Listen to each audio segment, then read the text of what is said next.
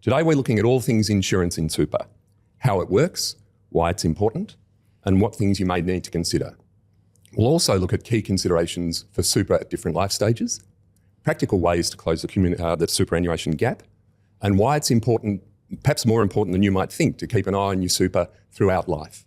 Today I'm joined by Mahony, a strategic wealth advisor with legalsuper, who's been advising members on super for more than 20 years. So as a start, Guy, perhaps tell us a little bit about yourself. Yeah, thanks, Jamie, and great to be here. As you said, I've been a certified financial planner for about 25 years now. The last 20 years of that have been in the superannuation industry. And I guess I get the most satisfaction out of my role at legalsuper and roles I've had previously in that advice sort of space is to really be giving people the information and knowledge they need to demystify super, because it can be quite challenging for some people. So it's just giving them that basic information, that knowledge that they can then make really impactful decisions for themselves, not only at retirement, setting themselves up for retirement, but things they can do with their super right now that can put them in a better financial position. Okay, so on a really serious note, what would you do if you suddenly couldn't work? No paycheck coming in? How long do you think you could manage? Honestly, for most people, it's not very long. Most people, if they weren't having their regular paycheck coming in, would fall into financial distress very quickly. And that's where salary continuance insurance or income protection insurance becomes really important, because it provides that financial safety net just at a time when you really need it, because you need to be concentrating on your recovery rather than keeping the bills paid. So income protection cover pays a percentage of your salary to continue your everyday life expenses being paid, your mortgage, your rent, your groceries, your bills, electricity, gas, your phone. So all of those day-to-day things of life can continue while you're recovering on getting better. That not only puts you in a good position, but actually keeps your family going as well, just at a time when probably stress levels are really high and you don't need financial stress added to that. Okay, but I feel like a lot of people either assume wrongly that they're covered or actually just don't understand how quickly things can spiral if they're out of work. They can. A lot of people are aware that they've got some form of insurance cover through their super fund. Generally speaking, though, that's life or death cover and total and permanent disability, but not income protection cover. So it's something really worthwhile making an appointment with someone like myself or a client service manager at legalsuper that can take you through the options for income protection insurance within your super fund, because there are a lot of moving pieces. You can actually choose to cover different amounts of your income. You can actually, there's different waiting periods and benefit periods. And all of those things can have an impact on the amount of cover that you'll actually receive and the cost that that cover will have as well. And honestly, having that conversation now could save an enormous amount of stress later if something unexpected did actually happen. Exactly. It's one of those things you hope you never need, but you're really glad that you have it if the worst case scenario happens and for some reason because of illness or injury you're not able to work. I've had a lot of clients over the years, my 25 years as a certified financial planner, that have had to claim on their income protection insurance, and they're really glad that when they haven't had that added stress and they've just been able to recover on getting better. Okay, guys, so what's the difference between TPD and income protection insurance? Because I feel like a lot of people confuse the two. Yeah, really good question, Jamie. They are actually quite different. They do very different things. Income protection insurance is to really provide that regular payment that can cover things like, your regular bills and putting the groceries on the table.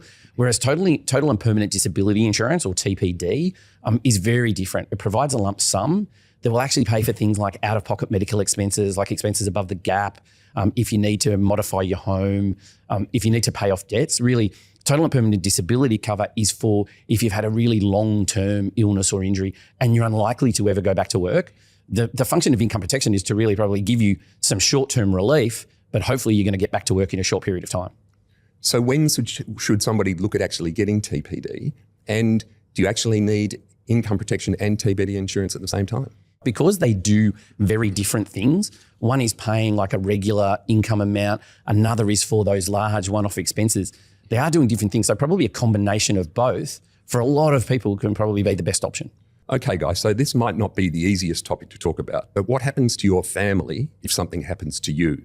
Who's paying the bills? Who's paying the mortgage? Who's even paying for the groceries? You're right, Jamie. It's a topic none of us really want to talk about, but the reality of life is that none of us are indestructible.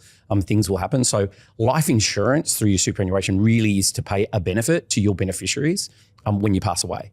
So really important that you do not want to be leaving the people you care about in a bad financial situation if the worst case scenario has happened and something's happened to you. One thing to consider is that life insurance in superannuation now doesn't just pay to you upon your death. Super's become a lot more flexible and dynamic over the years than when it first began. So even like 10, 15 years ago, super of today's a much more dynamic beast. So someone can actually have a terminal illness benefit paid to them, which means that they can receive their life insurance if they've been diagnosed with a medical condition that's likely to mean they're going to die within the next 24 months. And that can be really important for someone, not only because life insurance is there to provide for your beneficiaries, but if you don't have any, you may want to actually do some things that have been on the bucket list. I know I had a client who did access their life insurance through a terminal illness benefit, went on a cruise with their partner that they'd been meaning to go on for a very long time. Unfortunately, she had stage 4 breast cancer. So they got to do that before she passed away. Okay, so it allows all of that, but importantly, it also pays off debts, covers funeral costs, and essentially keeps the household running. Absolutely. And it comes just at that time when you do not want the people you really care about to be going through any extra added stress than they already are. Really provides that ability for your family's life to continue going on the way you would want it to. What if you're not sure even how much cover you have or whether it's enough? A lot of people are aware they've got some insurance through their super, but probably don't know exactly how it works or the amount of cover that they have.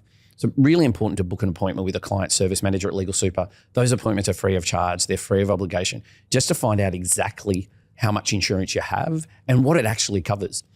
Really important thing to remember as well is you're not actually having to find the cost of those insurance premiums out of your weekly budget. It's actually being paid from your superannuation balance. So you're not having, especially in a cost of living crisis, it's not one more thing that has to come out of the family budget. And while I feel like it's one of those decisions that a lot of people put off, having the right insurance cover in place now would make all the difference, I reckon. Exactly. It's really important that you're not only covering yourself for any eventuality that may come, but also your family, the people that you care most about. You don't want them to be left in a bad situation if for some reason you're not able to be there anymore. Okay, so the fourth area of insurance that we're looking at is health insurance, Guy. And I understand that some of us are in for another price rise on the 1st of April. And unfortunately, Jamie, it's not an April Fool's Day joke from the private health insurance industry. They are actually, and it's happened quite a few times over the last few years, they will be putting those prices up. So just at a time where it's really hard to find extra space within the budget, prices are going up on everything. We're in the middle of a cost of living crisis. So everything's getting more expensive, the bills, the groceries, your petrol.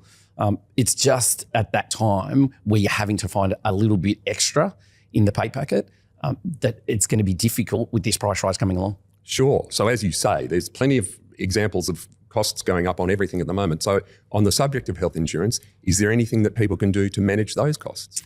It's a really good news story because NIB, the private health insurer, is actually providing a discount for Legal Super members. So if you're a current Legal Super member and you've got an NIB policy already, you can call them and access that discount. If you've never had private health cover, you can contact NIB and find out what the different policies are, knowing that your costs are going to be reduced by that discount. But also if you've got, and I know this from personal experience because I did it myself, if you do have private health cover with another provider, NIB will actually do an apples for apples comparison from your current policy to one that they would offer. Because there's a lot of different moving pieces with private health cover.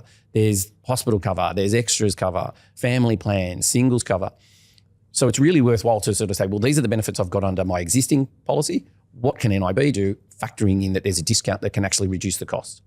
Okay, so as a starting point, where should people go first to find out more? The Legal Super website has all the information there about our partnership with NIB, the discount that's offered. But really important as well that people remember that even as a single or a couple, there's certain salary levels that if you go above them, you can actually be paying the Medicare levy surcharge if you don't currently have private health cover. So really important to sort of think about that. You may actually be paying extra tax because you don't have private health cover. So making the most of your insurance options, like discounted health insurance through Legal Super, is a very effective way of helping stretch the budget. But when we talk about financial security, it's not just about today's expenses, it's about planning for the future. And unfortunately, for a huge part of the population in this country, their future is not financially secure, and that's especially women. Yeah, Guy, on that, I understand that 80% of women are likely to be retiring with insufficient superannuation to fund a comfortable retirement, and also that women are retiring with 25% less super than men. That's a significant gap, Guy. But why does it exist? And more importantly, what can we do to close it? You're right, it's a huge issue. there is a massive super gap at the moment, and there's a number of reasons as to why it happens. Superannuation by its very nature, because compulsory superannuation is a percentage of income, if there is a difference in income, and there is, we've known about the gender pay gap for quite some time, because compulsory super is just a percentage of pay, if there's a pay gap, there's a super gap. Okay, and also there's the family dynamic, I guess, in terms of people taking time off to have children and to raise children. Historically, it's been predominantly women that have actually, perform those roles in society where they look after the children or they look after, elderly relatives or sick relatives. So, and it's with having children and caring for children, it's just at that time where not having money going into your super probably has the greatest impact. One of the biggest things that super has going for it is the compounding interest that works over time. So having a significant amount of time out of the workforce in your 20s and 30s and having super contributions going into your account can have a massive impact over time. Okay, so that explains why the gap exists, but what can we do about it? So there's a number of things we can look at doing. We can look at making additional contributions to super, consolidating, if you have multiple super accounts, consolidating them, the government co-contribution, and things like contribution splitting or spouse contributions. Excellent. So there's actually 4 different strategies we can look at to close the gap. Could you give us a little bit more information about each of those? Yeah, the focus should really be about trying to increase your super balance, either just before you take time off work or while you're off work. So where you're looking at things like consolidating super accounts, make sure that you don't have multiple superannuation accounts where you're paying multiple fees and actually reducing the impact of that compounding. Now, one thing to be absolutely careful of is if you do have insurance benefits with those other superannuation funds, you need to make sure that you're not losing those superannuation benefits if you really did want them. Things like the government co-contribution scheme, where if you're below a certain income level, you can actually have some of your contributions matched by the government. Things like the spouse contribution scheme, where if you're having some time off to look after the children, your continuing to work spouse can actually benefit from tax rebates by actually making contributions on your behalf, or contribution splitting, which actually allows you to sort of even out the superannuation balances between 2 spouses by actually splitting some of the contributions that have already been made to one spouse's superannuation fund. Okay, so closing the super gap starts with one simple step, paying attention to your super. But why should I look at my super? Why should I add another thing onto my to-do list? Superannuation is probably going to be the one of, if not the largest investment that anyone ever has. So it's really worthwhile taking an active interest. It's your money. The more active you can get and engaged with what you're doing with it and making some impactful decisions, the better that's going to be for you long term. A lot of people who I've seen over the years, and I've been a certified financial advisor for 25 years, I've seen people who've made decisions and come to retirement, those that have got engaged and really done what's best for them with their super, are able to do a lot more of the things they want to do in retirement, like overseas travel, helping family, accessing entertainment, doing the things they really want to do and not just the things they need to do. With a lot of people, if you don't make these decisions and start becoming actively involved in your super, it may end up being that your retirement doesn't look exactly like the way you want it to. And you may not be doing all the things that you want to do just at the time of life where you really want to be taking advantage of all the hard work you've done. Okay, so what's the best way to start looking at your super now without feeling overwhelmed? Probably the best place to start is to get online access to your superannuation, so you know exactly where you're at right now. For Legal Super members, that's about going online to the Legal Super website and going into member access, downloading the app, and then you've got a really good idea of exactly where you are right now. Then the important step after that is to book an appointment with someone like myself or a client service manager at Legal Super. Those appointments are free of cost. There's no obligation. And it's just about to start talking about the kind of options that you have. Demystifying investment options, talking about the ways that you can make extra contributions to super, potentially looking at consolidating multiple superannuation accounts, bearing in mind that you have to be concerned about insurance benefits that you may have. But it's really about getting that information, allowing you to make impactful decisions with no jargon, no confusion. And over the years, with a lot of people I've seen, they come out of those meetings, and sometimes it's just a 60-second meeting, a 60-minute meeting, and they're feeling a lot more confident about what they can do. Okay, so super may not be something that we think about every day, but the earlier we start learning about super, the earlier we can start making decisions that'll be beneficial for us later in life.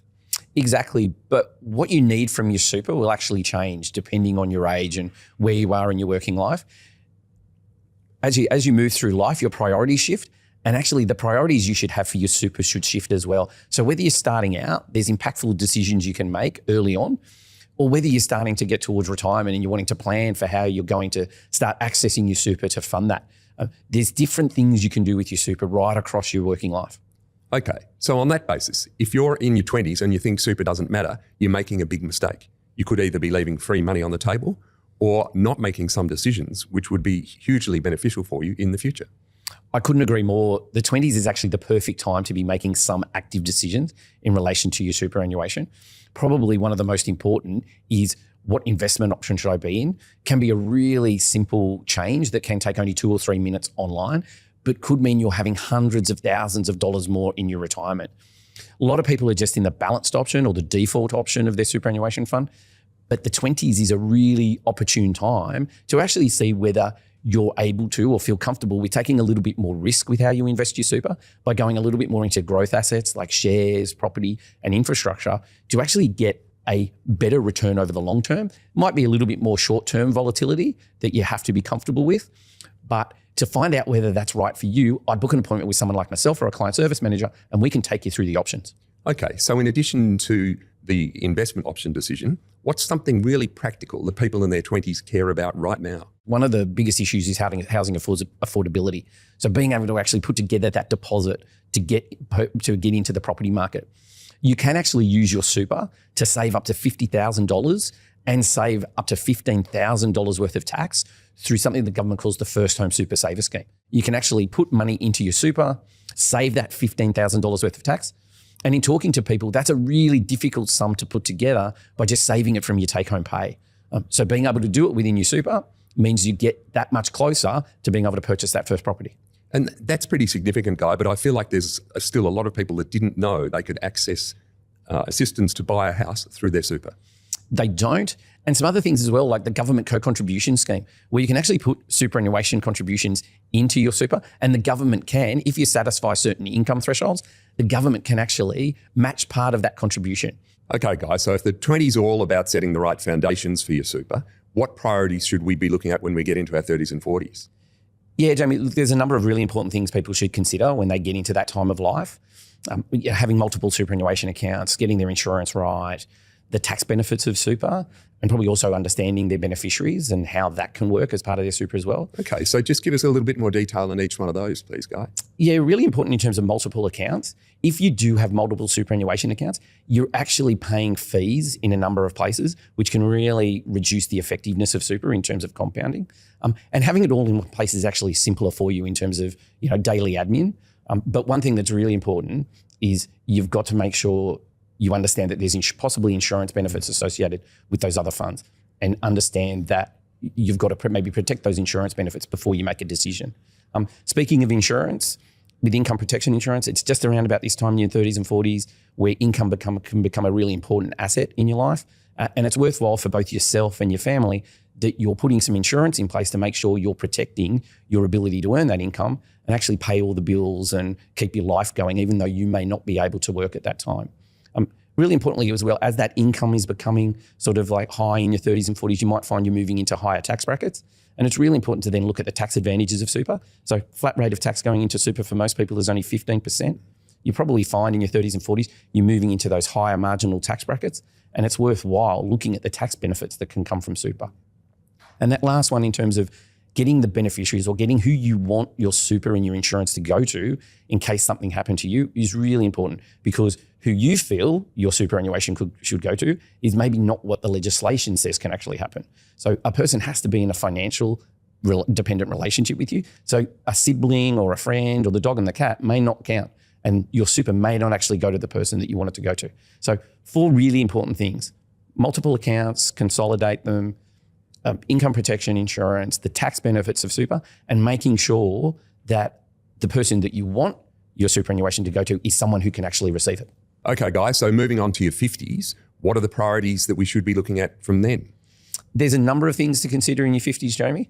I'd start off with reviewing your investments and insurance options, then also contribution strategies, catch-up contribution strategies that the government's allowing people to do, and also understanding what your retirement options are.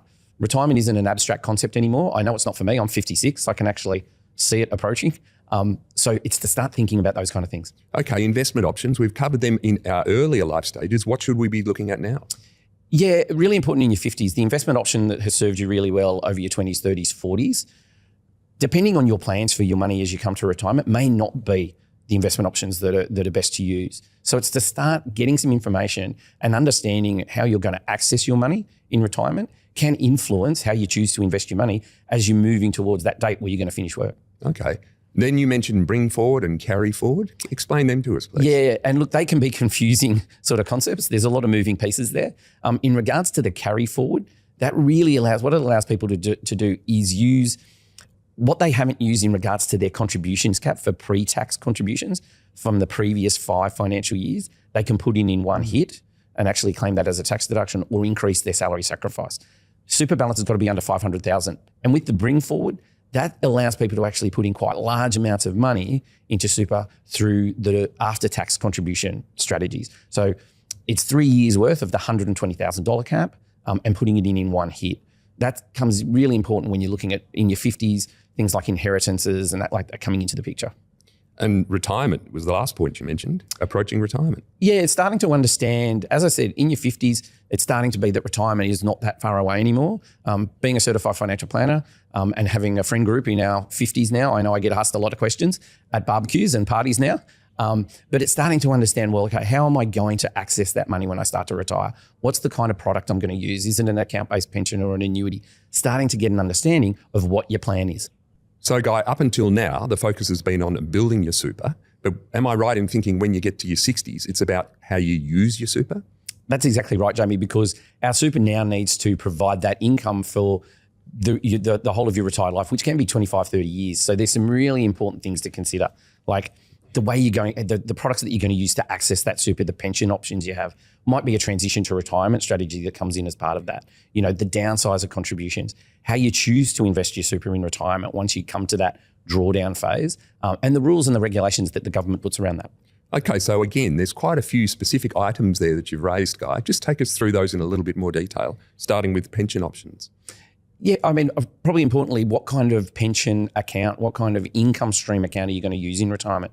There's 2 main ones that people use, an account-based pension that's got tax advantages to it, and an annuity that actually has advantages for its treatment under Centrelink, so can actually improve the amount of age pension that you get. So it's starting to get a bit of an understanding of what maybe which one you would use or which mix of the 2 you would use. Another one, really important one, is the transition to retirement strategy, where the government's allowed people to start drawing on their super tax-free, even though they might still be in full-time work.